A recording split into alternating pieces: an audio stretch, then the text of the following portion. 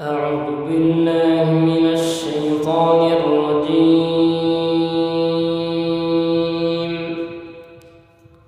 بسم الله الرحمن الرحيم.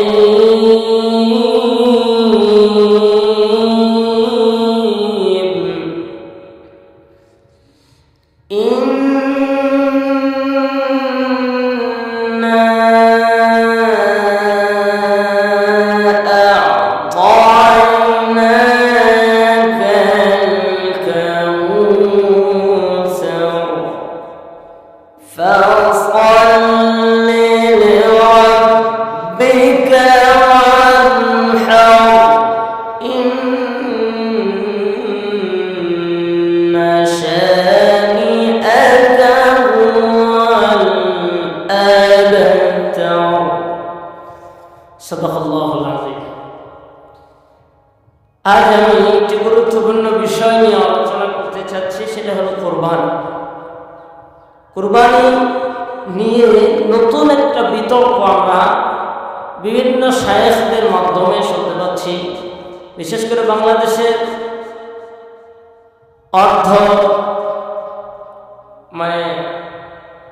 আমরা পরিপূর্ণভাবে স্বাবলম্বী না, অন্যান্য রাষ্ট্রের মতো আমরা মধ্যবিত্তের মানুষ, আমাদের টাকা পয়সা, সবাই তো টাকাওয়ালা না।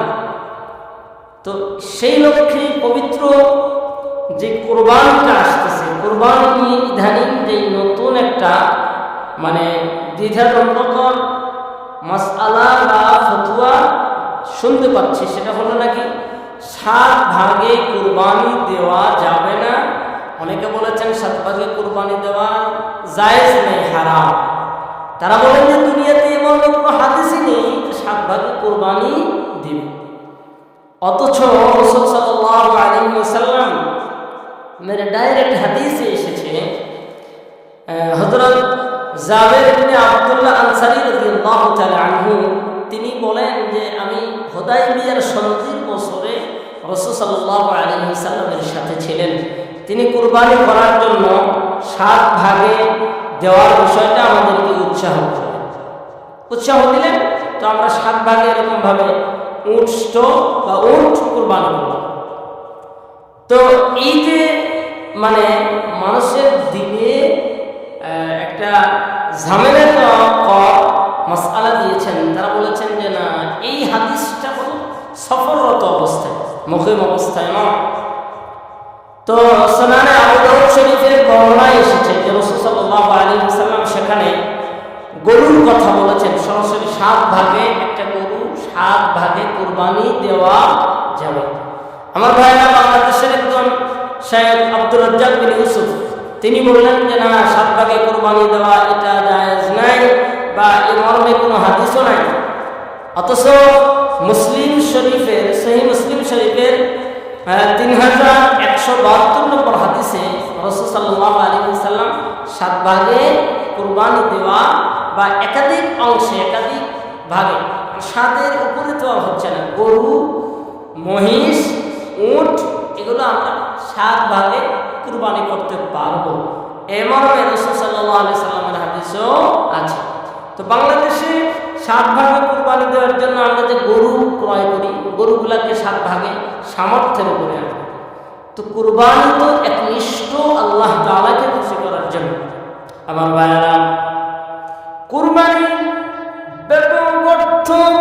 তত্ত্ববহুল একটা ইবাদত।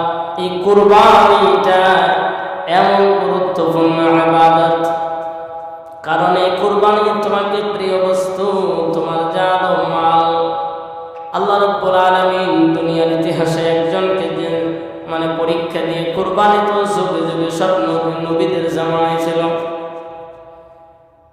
আর যে বিষয়টা নিয়ে আমি আলোচনা করতে চাই, প্রথমে বাংলার জমিনের মুসলমানদের বুঝতে হবে কুরবানি তো গুরুত্বপূর্ণ একটা ইবাদত। তো বাংলার জমিনের মানুষদের এত সামর্থ্যবান নয় যে তারা একাই একটা গরু কিনে কুরবানি দিয়ে, সামর্থ্যবান ব্যক্তির নাই। সেক্ষেত্রে সবচেয়ে উত্তম তিনি যেটা বোঝাইতে চাইছিলেন যে এটা উত্তম। কিন্তু এখানে তিনি হয়তো এটা বুঝাইতে চাইছিলেন যে 7 ভাগে কুরবানি দেওয়া যাবে। এখানে কিছু আমাদের লক্ষণীয় আছে, করণীয় আছে। 7 ভাগে কুরবানি সতর্কতার সাথে দিতে হবে। কেন? 7 মিলে যখন একটা গরু কিনবো, ক্রয় করবো, এই 7 জনের মন বানানো লাগবে এক। আমরা সবাই নিয়ত করলাম কুরবানি দেব আল্লাহর সন্তুষ্টির জন্য। এখানে গোশত খাওয়ার কোনো উদ্দেশ্য নাই। গরুটা কিনে আমরা ঠকলাম, জিতলাম এমন কথা বলবো না। সুন্দর একটা গরু কিনবো, নিখুঁত একটা গরু আমরা কিনলাম, কিনে সামর্থ্য না থাকার কারণে 7 ভাগে বিভক্ত হয়ে এটা আমরা দিলাম। 1 নম্বর, আমাদের 7 জনের নিয়তকে সাফ করা লাগবে, ফ্রেশ করা লাগবে। একমাত্র আল্লাহর সন্তুষ্টির জন্য আমি কুরবানি করছি বা দিলাম, সবাই এক হওয়া লাগবে। কেননা এখান থেকে কেউ যদি বলে গোশত খাওয়ার নিয়ত, তাহলে কিন্তু কাহারই কুরবানি হবে না। তাই শায়েখ আব্দুর রাজ্জাক বিন ইউসুফ তিনি এভাবে হয়তো বলতে পারলেন 7 ভাগে কুরবানি দিন সতর্কতার সাথে। কেননা আপনাদের জন্য এরকম না হয় যে আপনারা এমন একটা অবস্থার ভিতরে পড়ে গেলেন যে একজনের টাকা হয়তো হালাল না, একজনের মনের নিয়তটা ভালো না। এই জন্য 7 ভাগে কুরবানি দেওয়ার জন্য দেয়া যাবে, এটা সমস্যা না। কেন? তবে হ্যাঁ, আপনার যদি সামর্থ্য থাকে একাই একটা গরু দিতে পারবেন, উত্তম হলো আপনি একাই দেওয়ার জন্য চেষ্টা করবেন। যদি সম্ভব না হয় তাহলে আপনি কি করবেন? 7 ভাগে দিবেন, কিন্তু সতর্ক। 1 নম্বর নিয়ম, 7 জনের এক করা লাগবে। 2 নম্বর, আপনার যেই টাকা দিয়ে কুরবানির বস্তুটা ক্রয় করবো সে টাকা যেন হালাল হয়, টাকা হালাল হওয়া লাগবে। 3 নম্বর, এটা যেন লৌকিকতা না হয়। আমরা 7 ভাগে কুরবানি দিয়েছিলাম, গরুটা এমন মানের কিনেছিলাম এত টাকা দিয়ে, একই টাকা কিন্তু তোমাদেরটা পর্দায় হয় নাই, সুবিধা হয় নাই, লাভ হয় নাই। আমার ভাইরা, কুরবানি 7 ভাগে দিবেন, এটা এমন একটা ইবাদত, এটা আল্লাহ রাব্বুল আলামিন নিজেই তো জানায় দিয়েছেন, লা ইয়ানালুল্লাহু লুহুমুহা ওয়ালা দিমাউহা ওয়ালাকিন ইয়ানালুহুত তাকওয়া। আল্লাহ রাব্বুল আলামিন বলেন, তুমি যেই গরুটা কুরবানি করবে এটার গোশত, রক্ত কোনো কিছুই আমি আল্লাহ রাব্বুল আলামিন গ্রহণ করব না।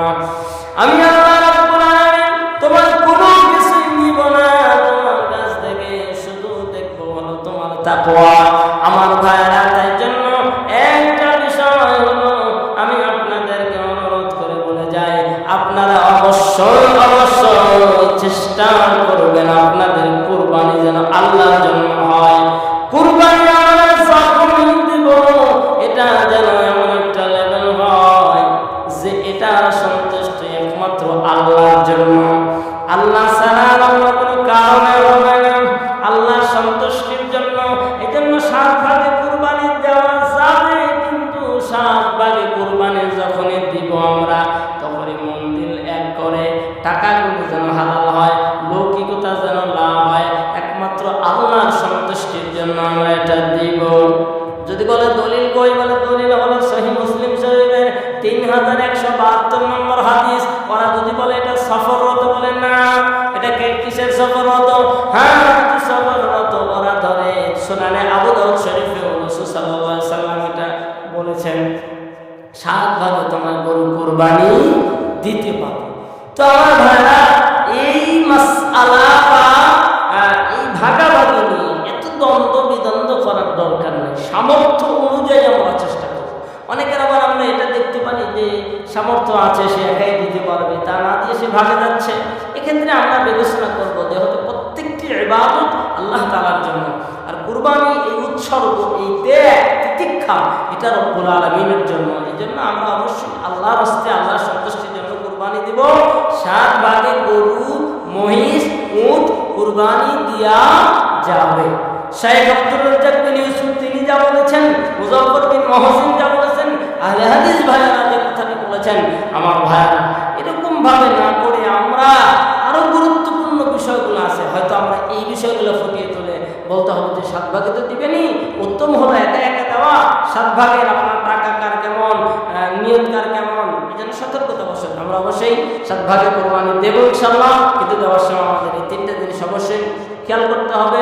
7 জনের নিয়ত এক করতে হবে আল্লাহ সন্তুষ্ট, এরপরে 7 জনের টাকা হালাল হতে হবে, নচেত হালাল কোরবানি হবে না। 3 নম্বর হলো